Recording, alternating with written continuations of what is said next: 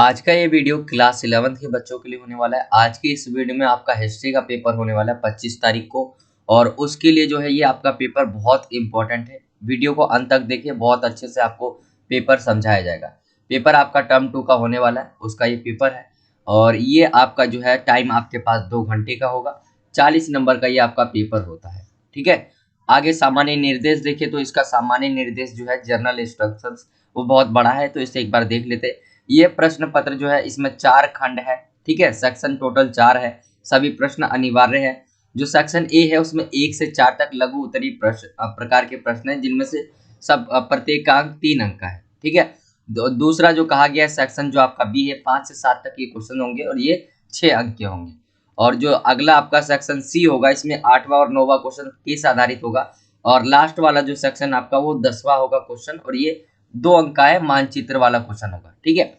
बाकी और चीजें जो है आपको जरूरी नहीं है इसमें जर्नल इंस्ट्रक्शंस में। ठीक है। इंग्लिश में भी चाहे तो आप पढ़ सकते हैं। हम डायरेक्ट जो है यहाँ पे चलते हैं पेपर पर। पेपर को जो है सेक्शन ए पे पहुंचते हैं और वहां से स्टार्ट करते हैं। यहाँ पे आपका सेक्शन ए आ जाता है। यहाँ पे मैंने आपको प्रश्न संख्या बता दिया है। यहाँ पे जो है सेक्शन ए है आपका। ठीक है। यहाँ पे अंक दिए हुए कौन सा क्वेश्चन कितने नंबर का है।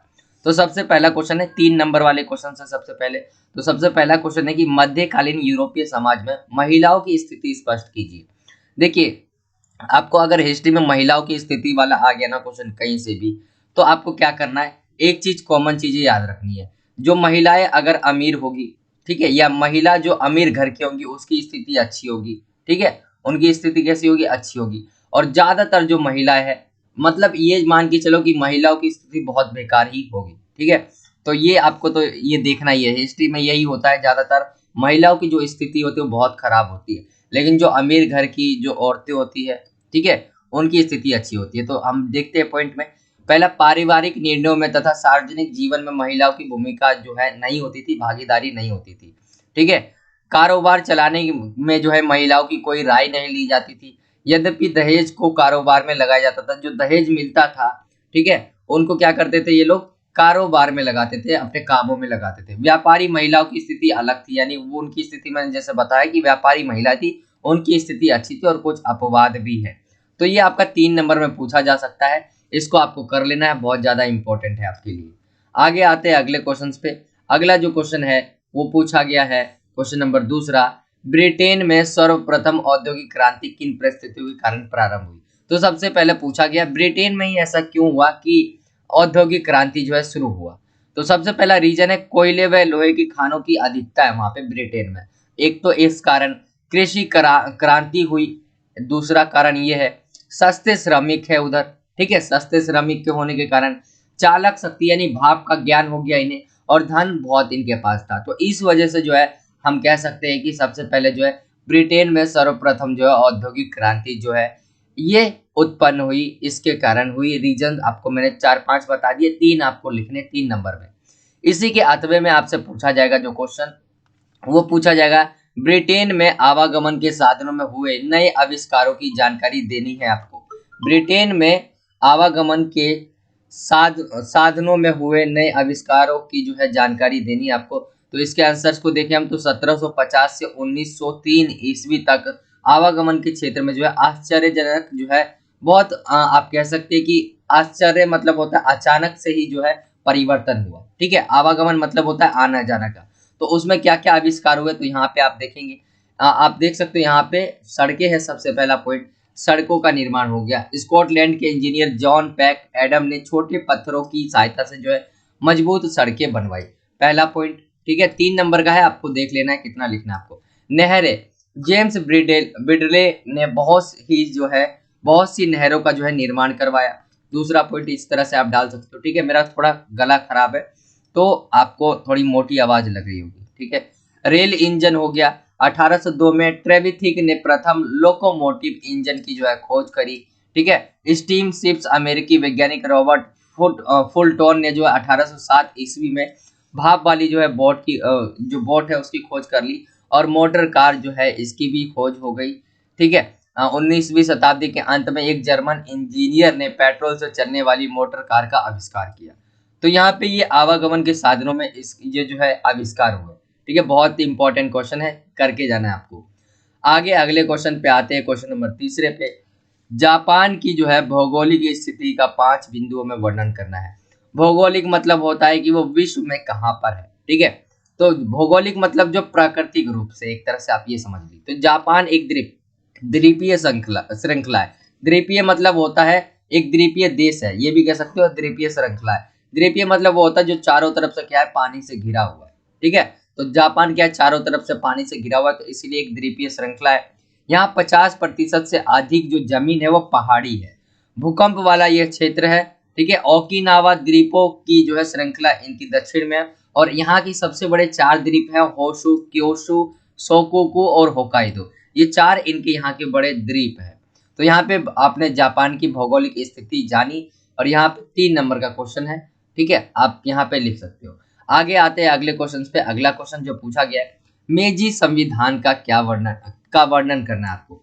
तो मेजी संविधान क्या है, देखते एक बार। समिति मताधिकार पर आधारित था, उसने जो है डायट बनाई जिसके अधिकार जो है सीमित थे। शाही पुनः स्थापना करने वाले नेता सत्ता में बने रहे, उन्होंने राजनीतिक पार्टियों का गठन किया।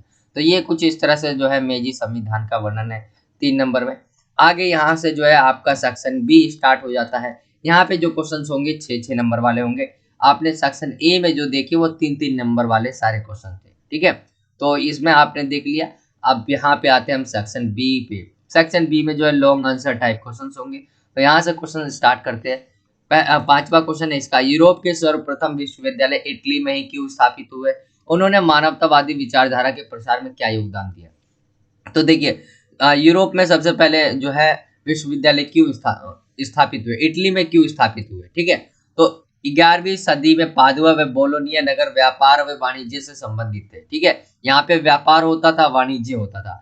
वकीलों व नोटरी की बड़े पैमाने पर व्यापार के लिए नियमों को लिखने, व्याख्या करने व समझौते तैयार करने के लिए आवश्यकता पड़ती थी। अतः जो है पादुआ और बोलोनिया विश्वविद्यालय विधि शास्त्र जो है अध्ययन केंद्र जो है बन गए, ठीक है। यहाँ पे तीसरा पॉइंट है, फ्रांचेस्को पेटार के प्रयत्नों से जो है कानून रोमन संदर्भ में पढ़ा गया, वे वहां के प्राचीन लेखकों की रचनाओं को भी पढ़ा गया। चौथा पॉइंट है, नई संस्कृति में जो है धार्मिक शिक्षण के परे भी जो है ज्ञान की अवधारणा। पेटार के स्थायी नगर निवास फ्लोरेंस से भी जो है में भी विश्वविद्यालय मानवतावादी विचारधारा का प्रसार हुआ। नए विश्वविद्यालयों में जो है व्याकरण, अलंकार शास्त्र, कविता, इतिहास व नीति दर्शन विषय, इन विषयों को पढ़ाने वाले अध्यापक मानवतावादी कहलाए। तो मानवतावादी 1 नंबर में पूछ सकता, सॉरी आपसे 3 नंबर में पूछ सकता है, वह ये क्या करते थे, ऐसे पूछ सकता है, तो देख लेना आपको। अब छठा पॉइंट है, ये विषय जो है धार्मिक नहीं वरन उस कौशल पर बल देते थे जो व्यक्ति के चर्चा व वाद विवाद से विकसित होता है। तो यहाँ पे आप ये लिख देंगे, इसमें जो है इटली में स्थापित हुए। यूरोप के सर्वप्रथम जो विश्वविद्यालय वो इटली में ही स्थापित हुए, ऐसे क्या रीजन थे, ठीक है। आगे इसी के 8वें में पूछा गया जो क्वेश्चन है आपसे कि 14वीं शताब्दी को पुनर्जागरण काल कहना कहाँ तक उचित है। तो देखिए, पुनर्जागरण मतलब होता है दोबारा से किसी चीज का बनना, ठीक है।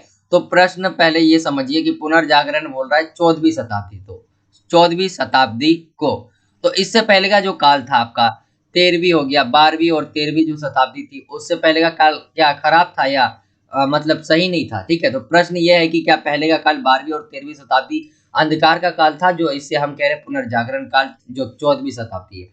तो देखते हैं इसमें क्या कहा गया है। इंग्लैंड के जो पीटरबर्ग का सुझाव है कि बर्गहार्ट के विचार अतिशयोक्तिपूर्ण, इस काल और पहले के कालों को जो फर्क है वो बढ़ा चढ़ाकर जो है पेश किया गया है, ठीक है। पुनर्जागरण गतिशीलता व कलात्मक सृजनशीलता का काल तथा मध्यकाल अंधकारमय काल सही नहीं है।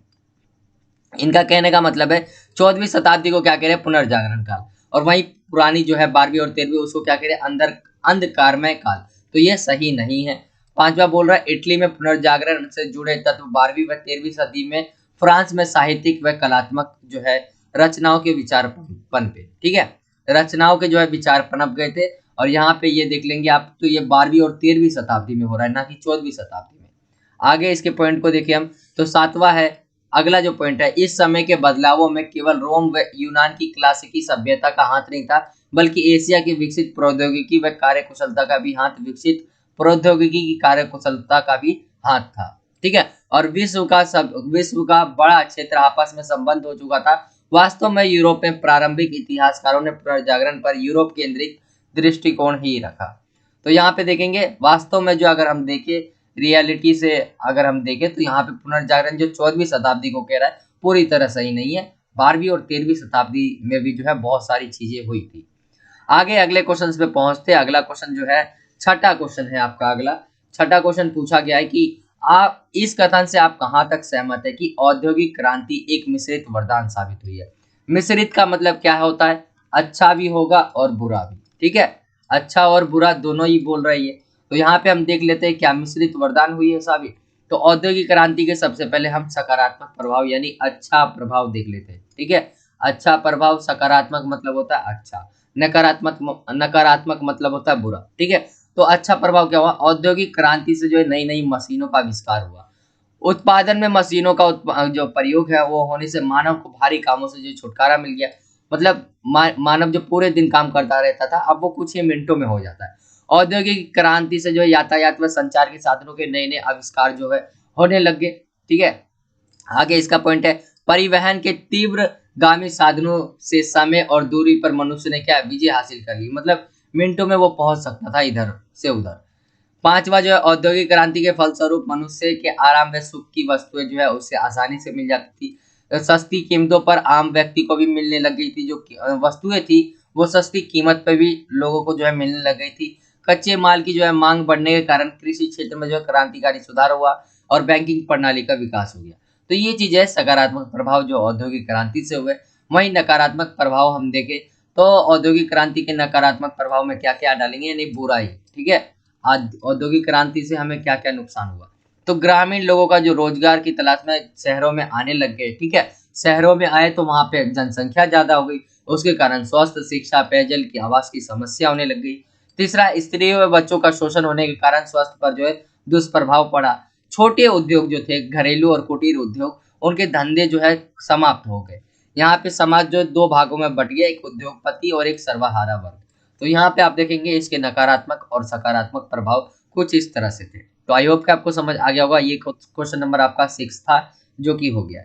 इसी में जो है अथवा जो है आपको क्वेश्चन नंबर 6 में दिया जाएगा कि औद्योगिक श्रमिकों की स्थिति में सुधार हेतु कानूनों के जरिए कौन कौन से कदम उठाए गए। तो जो औद्योगिक जो श्रमिक थे, काम करने वाले लोग थे, उनके लिए कुछ जो है कानून के जरिए जो है सुधार किया गया था, ठीक है। क्या क्या सुधार किया गया था वो देख लेते हैं हम, क्या क्या उनका सुधार हुआ। पहला है सरकार ने 1819 में श्रमिकों की स्थिति में सुधार के लिए कानून बनाया। पहला इसका दूसरा पॉइंट आ जाएगा 9 वर्ष से कम आयु वाले बच्चों से जो है फैक्ट्री में काम करवाने पर पाबंदी लगा दी। 9 वर्ष से कम के लिए जो है बच्चे जो है काम नहीं कर सकते। अगला पॉइंट है 9 से 16 वर्ष की आयु तक बच्चों से काम कराने की सीमा जो है 12 घंटे सीमित कर दी गई, ठीक है। पहले ज्यादा होगी अब फिर 12 घंटे कर दी गई। फिर आगे देखिए हम तो 1833 की एक अधिनियम द्वारा जो है 9 वर्ष से कम आयु वाले बच्चों को केवल रेशम की फैक्ट्री में काम करने पर जो है काम पर लगाने की अनुमति दी गई। फिर आगे जो है बड़े बच्चों के लिए काम के घंटे जो है सीमित कर दिए गए। अगला पॉइंट है फैक्ट्री निरीक्षकों की नियुक्ति जो है नियुक्ति करना। अगला पॉइंट है 1842 के खान और कोयला अधिनियम ने 10 वर्ष से कम बच्चों को व स्त्रियों को जो है खानों में नीचे काम कर लेने पर जो है पाबंदी लगा दी, ठीक है। और यहाँ पे जो लास्ट पॉइंट वो है 1847 में यह कानून बना 18 साल से कम उम्र के बच्चों और स्त्रियों से जो है 10 घंटे से अधिक काम ना लिया जाए। तो कुछ इस कानून के जरिए जो है जो श्रमिक थे उनके जो कानून के जरिए जो है सुधार किया गया था, ठीक है। तो ये आपका हो गया क्वेश्चन। आगे आते हैं क्वेश्चन नंबर 7वें पे। क्वेश्चन नंबर 7वां भी आपका 6 नंबर का है। जापान में 1870 के दशक में अपनाई गई नई विश्वविद्यालय व्यवस्था का उल्लेख करना आपको। तो जापान में 1870 के दशक में अपनाई गई नई विद्यालय व्यवस्था, ठीक है। तो यहाँ पे 1870 के दशक तक लड़के और लड़कियों के लिए जो है स्कूल जाना अनिवार्य हो गया। दूसरा पॉइंट है 1910 तक जो है स्कूल जाने से कोई वंचित नहीं रहा। पढ़ाई की फीस क्या कर रखी थी, बहुत कम कर रखी थी। चौथा पॉइंट है शिक्षा मंत्रालय पाठ्य चर्चा पर किताबों के चयन और शिक्षकों के जो है प्रशिक्षण पर जो है नियंत्रण रखता था, ठीक है। आगे जो अगला पॉइंट है किताबों में माता पिता के प्रति हो गया, राष्ट्र के प्रति वफादारी और अच्छे नागरिक बनने की जो है प्रेरणा दी जाती थी।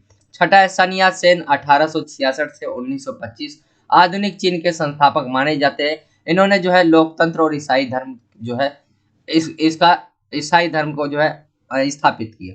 तो यहाँ पे कुछ इस तरह से जो है आ जाएगा इसका आंसर, ठीक है। आगे चलते हैं सेक्शन सी पर। सेक्शन सी जो है होगा आपका केस बेस्ड क्वेश्चन होगा। यहाँ पे जो है आपको पढ़ना है और उसको एक आंसर्स देने हैं, ठीक है। यहाँ पे सेक्शन सी और ये 4-4 नंबर के होंगे। तो आइए देखते हैं, यहाँ पे बोला गया नीचे दिए गए प्रश्नों आपको स्रोत को पढ़ना है और उसके पूछे गए क्वेश्चन है उसके आंसर देने। तो हम चलते हैं डायरेक्ट क्वेश्चन पे, आपको भी डायरेक्ट क्वेश्चन पे आना है। ये देखिए क्वेश्चन यहाँ से स्टार्ट है, पहला क्वेश्चन आपका ये हो गया, ठीक है। तो उपरोक्त अनुच्छेद के लेखक का नाम लिखिए। तो विलियम मैकलिस आप देखेंगे इसके अंदर, इसके जो लेखक है वो है, यहाँ पे आपको दिख जाएगा, यहाँ इसका राइट आंसर मिल जाएगा, ठीक है।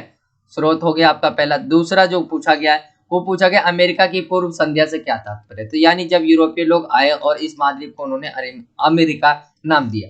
मैं आपको इसमें भी दिखा देता हूँ अमेरिका की पूर्व संध्या से क्या तात्पर्य है। तो अमेरिका की पूर्व संध्या यहाँ पे दे रखा है ब्रैकेट में, यानी जब यूरोपीय लोग आए और इस महाद्वीप को उन्होंने अमेरिका नाम दिया, ठीक है। तो यहाँ पे इसका राइट आंसर हो जाएगा। आगे जो है अमेरिका की पूर्व संध्या से पहले इस महाद्वीप के लोगों की विविधताओं के बारे में वर्णन करें। तो यहाँ पे आप देख सकते हो, यहाँ पे इनकी विविधता के बारे में आप इसके अंदर अलग अलग चीजें देख सकते हो, ठीक है। यहाँ पे आपको मिल जाएगा लोग जो है 100 से भी ज्यादा जबानें बोलते थे। वे शिकार, मछली पकड़ना, संग्रहण, बागवानी और खेती में जो जो मुमकिन हो वह सब आजमाते हुए अपनी जीविका जो है कमाते थे। बहुत आप इसके अंदर लिख सकते हो, यहाँ मैंने आपको लिख के दिखा दिया है।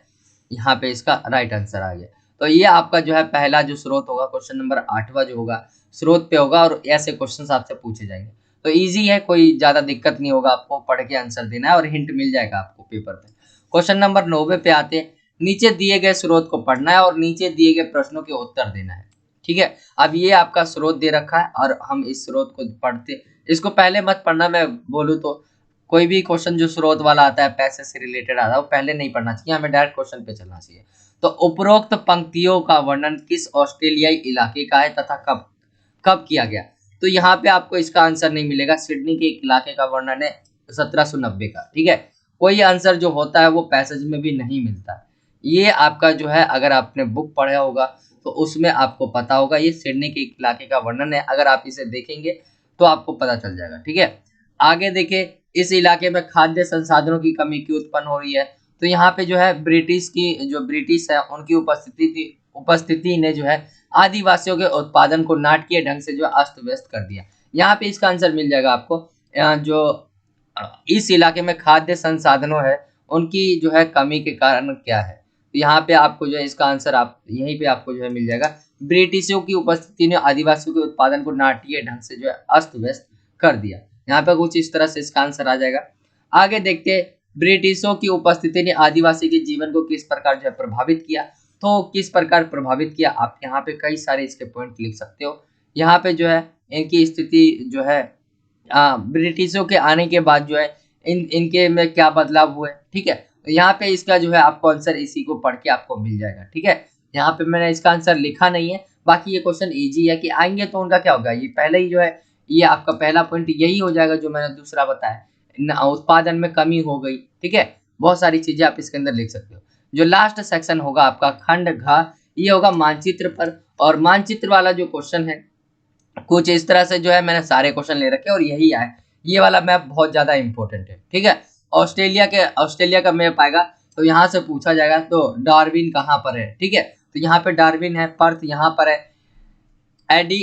एडिलेड यहाँ है, सिडनी, कैनबरा, मेलबोर्न, ठीक है, तस्मानिया पूछा जा सकता है। तो ये चीजें आपको देख लेनी है कौन सी कहाँ पर है, न्यू साउथ वेल्स, ठीक है। तो मेन इंपॉर्टेंट क्या है, एक तो आपका ये हो गया पहला, दूसरा हो गया ये, ठीक है, तीसरा सिडनी, चौथा कैनबरा, पांचवा क्या आपका हो गया मेलबोर्न और छठा ये हो गया और सातवां ये। इन सातों को आपको कर लेना है ऑस्ट्रेलिया वाले मैप से। तो इस तरह जो है आपका मैप भी हो जाएगा। बाकी मैप के लिए मैं आपको जो है अगले पेपर लेके आऊंगा तो मैप भी आपको जो है उसी पेपर में अलग अलग मैप इंपॉर्टेंट बता दूंगा। तो ये था आपका पूरा का पूरा जो है पेपर हिस्ट्री का किस तरह से आने वाला है। आपका 25 तारीख को आपका हिस्ट्री का पेपर होने वाला है। आई होप कि आपको समझ आ गया होगा किस तरह से आपका पेपर आएगा। ये था आज का वीडियो। आई होप कि आपको वीडियो अच्छा लगा होगा। वीडियो अच्छा लगा हो तो वीडियो को लाइक करें, ज्यादा से ज्यादा अपने दोस्तों में शेयर करें। और अगर आप हमारे चैनल पर नए हो तो नीचे आपको जो है रेड कलर का सब्सक्राइब का बॉक्स दिखेगा, जहां सब्सक्राइब लिखा होगा इस पर क्लिक करना है आपको और बेल के आइकन को ऑल पे सेलेक्ट कर लेना है। इससे क्या होगा, आप हमारे आने वाली जो नई वीडियोस है उसके नोटिफिकेशन देख पाओगे, जिससे आप जो है हमारी नई वीडियोस देख पाओगे और आप पढ़ पाओगे, अगले एग्जाम की तैयारी कर पाओगे जो भी आपका पेपर है। तो मिलता हूँ आपसे अगली और एक्साइटिंग वीडियो में। जब तक के लिए जय हिंद, जय भारत, वंदे मातरम।